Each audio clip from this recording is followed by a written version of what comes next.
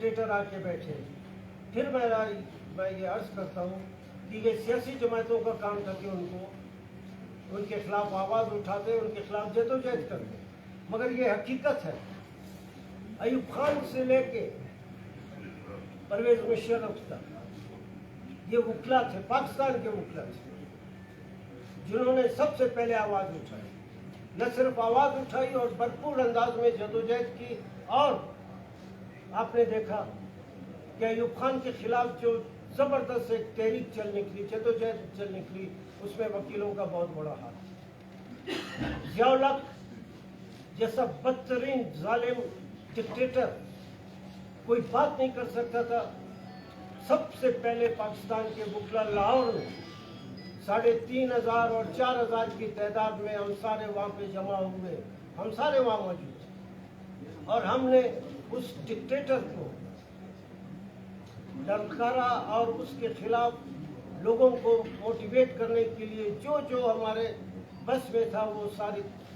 हमने अपनी सारी कुव्वत और सारी जदोजहद को हमने रुख दिया। बाद में बाकी सियासी जमातें, आज भी हमारा काम सिर्फ अदालतों से मुतल्लिक है, मगर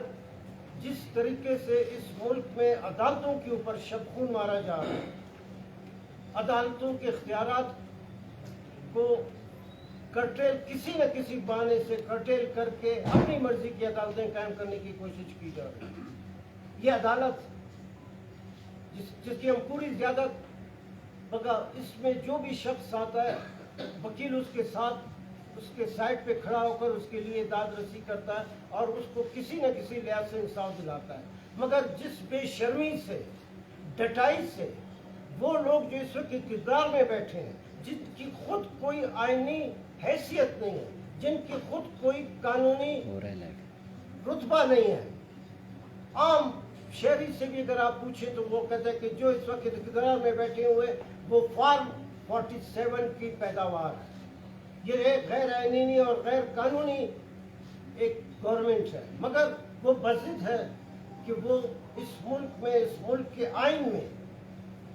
आइन जिस तरह भी है, हालांकि आइन जैसे भी हमारे दोस्तों कराची में हमारे दोस्तों ने कहा, हरीफाल साहब ने कहा, राहिल साहब ने कहा कि ये आइन आम लोगों को अभी तक उनके बुनियादी हकूक़ के हवाले से कोई रिलीफ नहीं दे सकता। ये बलूचिस्तान है, वो पख्तूनख्वा है, और पंजाब में हज़ारों की तादाद में लोग मिसिंग पर्सन की लिस्ट में हैं, मगर ये अदालतें किसी को कोई इंसाफ नहीं मिल सकता। मगर फिर भी हम कहते हैं कि नहीं, जदोजहद है, हम वकला की जदोजहद है, लोगों की जो सिविल सोसाइटी की जदोजहद है, ये एक रुख लेकर और एक बहुत खूबसूरत अंदाज में ये अदालतें सामने आएंगी। मगर इनमें जिस तरीके से आईनी तरामीम को लाया जा रहा है, वो आईनी तरामीम जिसको हम लाहौर में अभी रिसेंटली हमने लायर्स कन्वेंशन किया, पेशावर में किया, इस्लामाबाद में किया, और 2 दिन पहले कराची में बड़े कामयाब लायर्स कन्वेंशन हुए। उसमें हम लायर्स कन्वेंशन, कराची के लायर्स कन्वेंशन में जो बनाई गई है एक्शन कमेटी है, वकला एक्शन कमेटी, उसके तहत आज सारे पाकिस्तान में, लाहौर में, पेशावर में, कराची में, इस्लामाबाद में, और इस वक्त आपके सामने कोयटा में जो वकील नुमाइंदे हैं वो आपके सामने ये प्रेस कॉन्फ्रेंस हम वाज़े अंदाज में कहना चाहते हैं, खुल्लम खुल्ला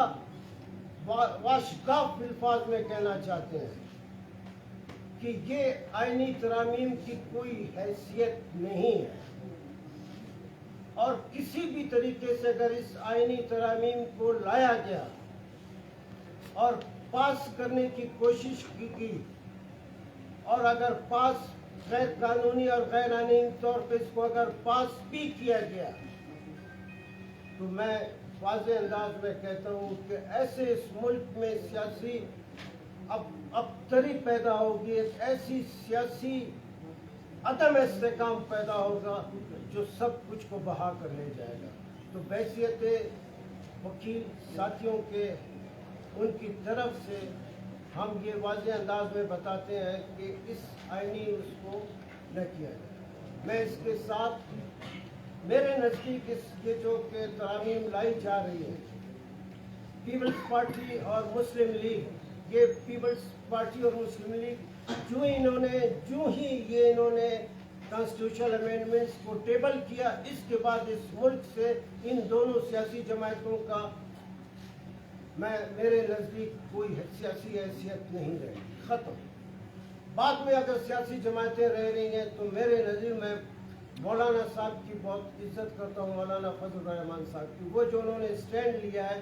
میں اس کو اپریشیٹ کرتا ہوں، ہم ہمارے ساتھی بھی اپریشیٹ کرتے ہیں، اور ہماری ان سے اپیل ہے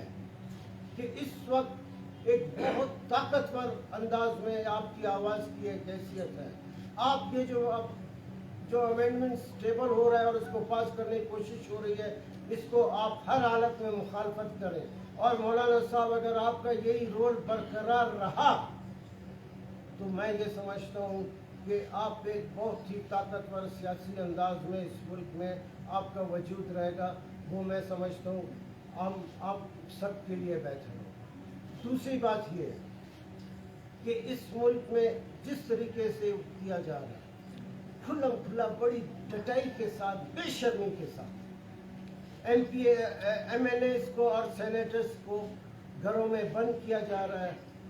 ان کو زبردستی لے جا کر اپنی کسٹڈی میں رکھا جا رہا ہے، ان پہ دباؤ ڈالا جا رہا ہے، بلیک میل کیا جا رہا ہے، ایک مجرم، ایک غلط آدمیوں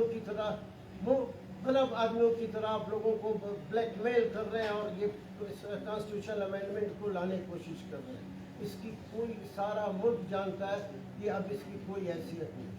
ہم واضح انداز میں کہتے ہیں اور جو ہم کہتے ہیں ہم کر کے دکھائیں۔ اس وقت پاکستان میں سب سے طاقتور اگر کوئی پریشر گروپ ہے وہ یہی وکیل ہے۔ ہم صرف زبانی بات نہیں کرتے، ہم نے ثابت کیا ہے۔ ہمارے ساتھ پاکستان کی سول سوسائٹی ہے، ہمارے ساتھ پاکستان کے اسٹوڈنٹس ہیں، ہمارے ساتھ پاکستان کے جو مظلوم طبقات ہیں جن کے لیے ہم آواز اٹھا رہے ہیں، ہم نے پہلے بھی آواز اٹھائی ہے، تو ہم آپ